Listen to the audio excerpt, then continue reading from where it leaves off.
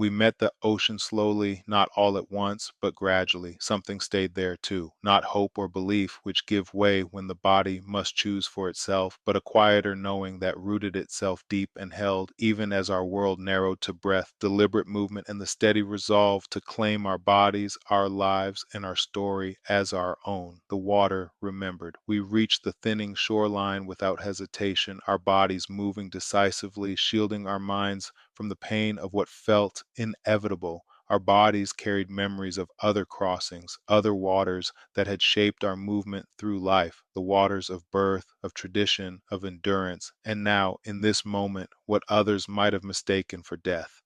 But we knew better. We knew this was not an ending, it was a threshold. We exchanged no goodbyes because nothing waited behind us. The sea, having already taken measure of our names, weight, and breath, required no explanation. No one sang because the moment asked for a different kind of sound, and we carried our voices inward, letting only a low hum rise and fall with breath, the way the body speaks when it knows it is not alone.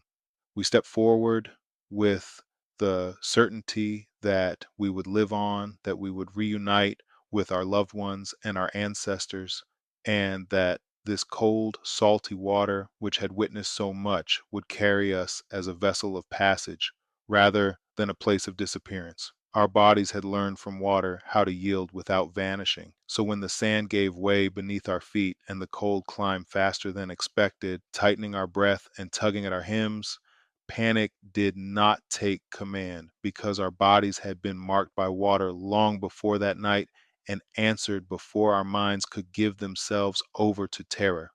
We continued pressing forward as the water rose. The fabric clung to us like a second skin, and our breath tightened just enough to remind us that we were still here, still choosing. Nothing was wrong with the land behind us.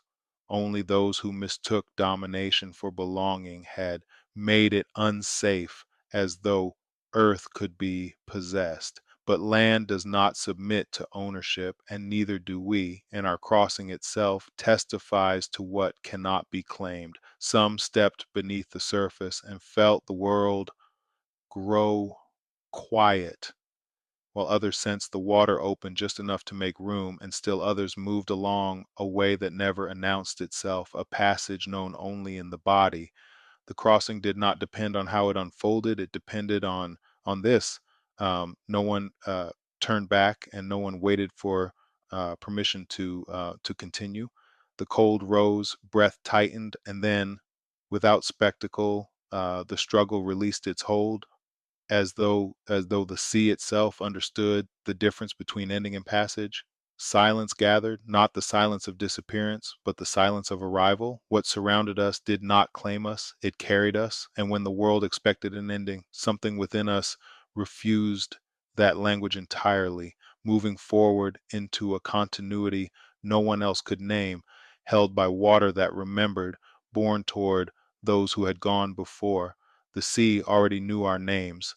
The water did not close. It held long enough for passage to complete itself, then released us without spectacle, leaving behind no marker except the absence of struggle and the certainty that what meant to erase us instead learned our shape. We did not drown. The sea opened into a quiet filled with presence, and we entered the realm where the ancestors remain, not as shadows, not as loss, but as the living memory of the family line gathered beyond the surface of the world. We felt continuity settle around us, the way earth holds seed, the way spirit holds name, and we understood that nothing sacred ends simply because someone tries to claim it. What others called disappearance became return. The crossing carried us into the keeping of those who came before, into the circle of those who still witness, and into the truth the ocean had always held, that the body cannot be owned, the spirit cannot be erased, and the story does not stop at the waterline. These stories live because we carried them,